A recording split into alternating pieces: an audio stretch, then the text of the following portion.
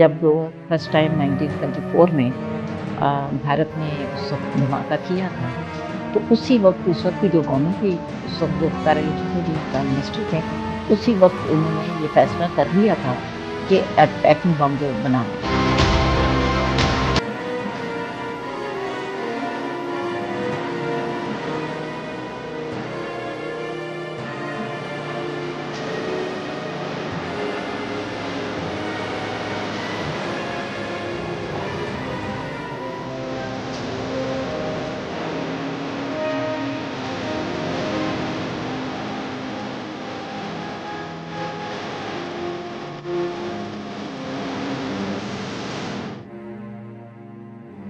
आज जब दुनिया ईरान के न्यूक्लियर प्रोग्राम पर डिबेट कर रही थी, जब अमेरिका ओपनली डिक्लेयर करता है कि तेहरान को कभी न्यूक्लियर वेपन नहीं मिलना चाहिए, तब एक अनकंफर्टेबल सवाल सामने आता है। अगर अमेरिका न्यूक्लियर प्रोलिफिकेशन को लेकर इतना कंसर्न था, तो फिर उसने पाकिस्तान को न्यूक्लियर बॉम्ब बनाने से क्यों नहीं रोका? क्यों दुनिया की सबसे पावरफुल इंटेलिजेंस एजेंसी को अपने पास इंफॉर्मेशन होने के बावजूद पाकिस्तान अपना एटॉमिक प्रोग्राम डेवलप करने में सक्सेसफुल रहा? और सबसे इम्पोर्टेंट सवाल, भारत ने इस पूरे डेवलपमेंट को कैसे देखा? क्या सिर्फ बॉर्डर पर सोल्जर्स ही लड़ रहे थे या फिर एक सीक्रेट इंटेलिजेंस वॉर भी चल रही थी? ये है प्रोजेक्ट 706 की कहानी, एक ऐसा मिशन जिसने साउथ एशिया की जियोपॉलिटिकल को हमेशा के लिए बदल दिया। इस कहानी को समझने के लिए हमें 1974 में जाना होगा। राजस्थान के पोखरण डेजर्ट में भारत ने अपना पहला न्यूक्लियर टेस्ट कंडक्ट किया। ऑफिशियली इसे पीसफुल न्यूक्लियर एक्सप्लोजन कहा गया, लेकिन इस्लामाबाद में इस ब्लास्ट की वजह से सिर्फ डेजर्ट तक सीमित नहीं रही। पाकिस्तान की लीडरशिप के लिए ये एक स्ट्रैटेजिक शॉक था। सिर्फ 3 साल पहले पाकिस्तान ने बांग्लादेश वॉर में ह्यूमैनिटेरियन डिफीट झेली थी।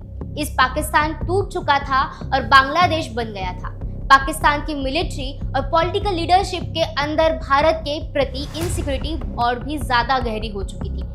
जब भारत ने न्यूक्लियर कैपेबिलिटी डिमॉन्स्ट्रेट की, तो पाकिस्तान के प्राइम मिनिस्टर जुल्फिकार अली भुट्टो ने एक हिस्टोरिक स्टेटमेंट दिया। उन्होंने कहा, हम घास खा लेंगे, भूखे रह लेंगे, लेकिन अपना एटॉमिक बॉम्ब जरूर बनाएंगे। ये सिर्फ एक पॉलिटिकल स्पीच नहीं थी, ये पाकिस्तान की फ्यूचर नेशन स्ट्रैटेजी बनने वाली थी। इस डिटर्मिनेशन के साथ एक सीक्रेट प्रोग्राम लॉन्च हुआ जिसे कोड नाम दिया गया प्रोजेक्ट 706। इसके ऑब्जेक्टिव सिंपल थे, हर हाल में न्यूक्लियर वेपन कैपेबिलिटी हासिल करना। लेकिन प्रॉब्लम ये थी कि पाकिस्तान के पास ना एडवांस टेक्नोलॉजी थी, ना इंडस्ट्रियल इंफ्रास्ट्रक्चर और ना ही साइंटिफिक इकोसिस्टम जो इतने कॉम्प्लेक्स प्रोग्राम को आइडेंटिफाइली सपोर्ट कर सके। एटॉमिक बॉम्ब सिर्फ यूरेनियम से नहीं बनता, इसके लिए advance metrology, precision engineering, specialised electronics, enrichment technology और हजारों क्रिटिकल कंपोनेंट्स की जरूरत होती है।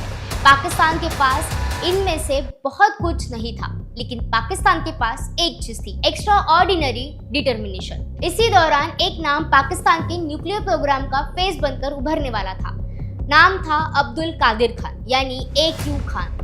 खान नेदरलैंड में काम कर रहे थे और उनका संबंध था यूरेनको से लिंक फैसिलिटीज से था, जो यूरोपियों का most advance uranium enrichment programme में से एक था। यहीं पर उन्हें सर्टिफाइड टेक्नोलॉजी तक एक्सेस मिला। सर्टिफाइड वो मशीन्स होती है जो यूरेनियम को इनरिच करती है और न्यूक्लियर बॉम्ब के लिए ज़रूरी फिसाइल्स मटेरियल प्रोड्यूस करने में सेंट्रल रोल प्ले करती है।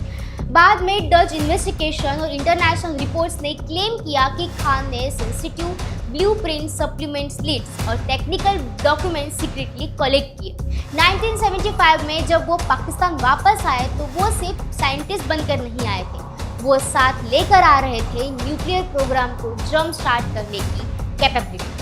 खूटा में यूरेनियम इनरिचमेंट फैसिलिटी एस्टेब्लिश की। आने वाले सालों में ये फैसिलिटी पाकिस्तान के न्यूक्लियर प्रोग्राम का बीटिंग हार्ट बन गई। लेकिन सर्टिफाइड ब्लूप्रिंट्स मिल जाना ही काफ़ी नहीं था। मशीन्स को बनाने के लिए प्रेसिशन पार्ट्स चाहिए थे, वैक्यूम पंप्स चाहिए थे, स्पेशल अलाउंस चाहिए थी, इलेक्ट्रॉनिक्स कंट्रोल सिस्टम चाहिए थे। पाकिस्तान ने फिर एक ग्लोबल परशुमेंट्स नेटवर्क क्रिएट किया। फ्रंट कंपनीज बनाई गई, मिडिल हायर किए गए, यूरोप, मिडिल ईस्ट और एशिया में सप्लीमेंट्स आइडेंटिफाई किए गए। बहुत सारे कंपोनेंट्स ऑफिशियली इंडस्ट्रियल यूज के लिए परक्यू किए गए, लेकिन उनका एक्चुअल डेस्टिनेशन न्यूक्लियर प्रोग्राम था। ये एक मैसिव इंटरनेशनल शॉपिंग ऑपरेशन था जो ऑफिशियली एग्जिस्ट ही नहीं करता था। इस फेज में इंटेलिजेंस एजेंसी का रोल क्रिटिकल हो गया। डिसक्लासिफाइड डॉक्यूमेंट्स इंडिकेट करते हैं कि वेस्टर्न इंटेलिजेंस एजेंसी और भारत दोनों पाकिस्तान प्रोक्यूरमेंट नेटवर्क को क्लोजली मेंटर कर रहे थे। भारत को पॉलिसी मेकर के लिए ये सिर्फ एक नेबरिंग कंट्री का साइंटिफिक प्रोजेक्ट नहीं था, ये south Asia balance of power को इंटेलिजेंस गैदरिंग, डिप्लोमेटिक प्रेशर और स्ट्रैटेजिक मॉनिटरिंग के थ्रू पाकिस्तान के प्रोग्राम को समझने की कोशिश की जा रही थी। ये मिसाइल्स और टैंक्स की जंग नहीं थी, ये इंफॉर्मेशन और सीक्रेसी की जंग थी। लेकिन फिर ग्लोबल पॉलिटिकल सब कुछ बदल दिया। दिसंबर 1979 में सोवियत यूनियन ने अफगानिस्तान पर इनोवेशन कर दिया। एक ही रात में पाकिस्तान की स्ट्रैटेजिक इंपॉर्टेंस ड्रामेटिकली इंक्रीज हो गई। अमेरिका के लिए पाकिस्तान अब सिर्फ साउथ एशिया का एक कंट्री नहीं था, वो सोवियत यूनियन के खिलाफ फोर्थ लाइन एली बन गया था। वॉशिंगटन को पाकिस्तान की जरूरत थी। इसी वजह से न्यूक्लियर प्रोलिफिकेशन कंसर्न और कोल्ड वॉर प्रायोरिटीज के बीच कॉन्फ्लिक्ट शुरू हुआ। डिसक्लासिफाइड अमेरिका डॉक्यूमेंट्स दिखाते हैं कि यूएस ऑफिशियल पाकिस्तान के न्यूक्लियर प्रोग्राम को लेकर अवेयर थे। वार्निंग भी दी गई थी, लेकिन अफगानिस्तान की सिचुएशन इतनी क्रिटिकल थी कि अमेरिका पाकिस्तान को एलिनिएट नहीं करना चाहता था। रिजल्ट ये हुआ कि स्ट्रैटेजिक नेसेसिटी ने नॉन प्रोफिकेशन कंसर्न को ओवरशैडो कर दिया। 1980s के दौरान बिलियंस ऑफ डॉलर की एड पाकिस्तान में फ्लो हुई। सोवियत यूनियन के खिलाफ अफगान मुजाहिदीन को सपोर्ट करने के लिए पाकिस्तान के इसेंशियल पार्टनर था। इसी दौरान पाकिस्तान का न्यूक्लियर प्रोग्राम भी क्वाइटली एक्सपांड करता रहा। कहूटा फैसिलिटी में सेंट्रीफ्यूजेस का नेटवर्क ग्रो कर रहा था। यूरेनियम इनरिचमेंट इंप्रूव हो रही थी। गोल्ड टेस्ट कंडक्ट किए जा रहे थे। न्यूक्लियर कैपेबिलिटी ग्रेजुअली रियलिटी बन गई थी। इस कहानी का एक और इम्पोर्टेंट कैरेक्टर था चाइना। भारत और चाइना के रिलेशंस 1962 वॉर के बाद ऑलरेडी टेंस थे। कई एनालिस्ट और रिपोर्ट का मानना था कि बेल्जियम ने पाकिस्तान के प्रोग्राम को स्ट्रैटेजिक काउंटर बैलेंस के रूप में देखा। वेरियस इंटरनेशनल स्टडीज और प्रोलिफिकेशन इन्वेस्टिगेशन ने सजेस्ट किया है कि पाकिस्तान को टेक्निकल असिस्टेंस, इक्विपमेंट और न्यूक्लियर नो हाउ मिला। ये सपोर्ट पाकिस्तान के प्रोग्राम को एक्सेलरेट करने में सिग्निफिकेंट फैक्टर माना जाता है। इस तरह पाकिस्तान को सिर्फ साइंटिस्ट या एक फैसिलिटी का सपोर्ट नहीं मिल रहा था, ये एक मल्टी लेयर्ड इंटरनेशनल एफर्ट बन चुका था। भारत के पर्सपेक्टिव से सिचुएशन इंक्रीजिंगली अलार्मिंग थी। न्यू दिल्ली को समझ आ रहा था कि अगर पाकिस्तान न्यूक्लियर कैपेबिलिटी अचीव कर लेता है तो साउथ एशिया का सिक्योरिटी आर्किटेक्चर परमानेंटली ट्रांसफर हो जाएगा। कन्वेंशनल मिलिट्री सुपेरिटी का इक्वेशन बदल गया। इसीलिए स्ट्रैटेजिक प्लानर और intelligence agency continuously developing monitor कर रही थी। ये वही पीरियड था जब डिप्लोमेसी, सर्विलियंस और इंटेलिजेंस गैदरिंग नेशनल सिक्योरिटी के सेंट्रल टूल्स बन गए। 1990 तक अमेरिका ने फाइनली सैंक्शंस लगाए, लेकिन तब तक प्रोग्राम इतना मैच्योर हो चुका था कि सैंक्शंस का इम्पैक्ट लिमिटेड रहा।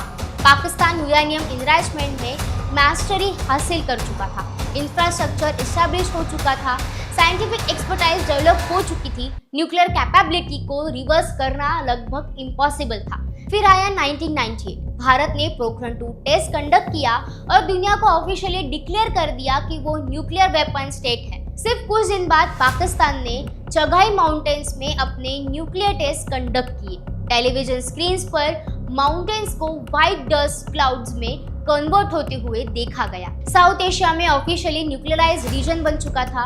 2 नेबरिंग रिवाइवल्स, दोनों के पास न्यूक्लियर वेपन्स। लेकिन कहानी का सबसे ड्रामेटिक ट्विस्ट अभी बाकी था। 2000s में इन्वेस्टिगेशन ने रिवील किया कि एक्यू खान नेटवर्क सिर्फ पाकिस्तान के प्रोग्राम तक लिमिटेड नहीं था।